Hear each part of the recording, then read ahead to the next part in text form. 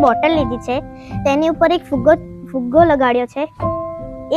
એક તપેલીમાં આપણે ગરમ ઉકળતું પાણી લેવાનું અને બીજી તપેલીમાં એકદમ ઠંડુ બરફ પાણી લેવાનું. પછી પ્લાસ્ટિકની બોટલને પહેલા આપણે ગરમ પાણીમાં નાખીશું. તો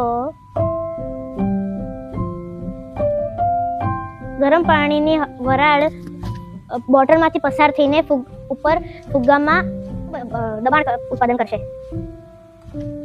હવે જો આ જ ફૂલેલો ફુગ્ગો આપણે ઠંડા પાણીમાં નાખીશું તો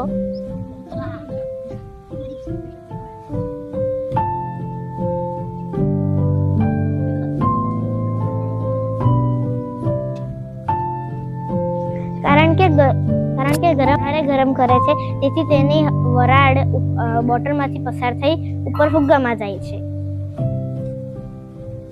આ પ્રયોગનું નામ ગરમ પાણી અને ઠંડા પાણીમાં થતું હવાનું દબાણ છે.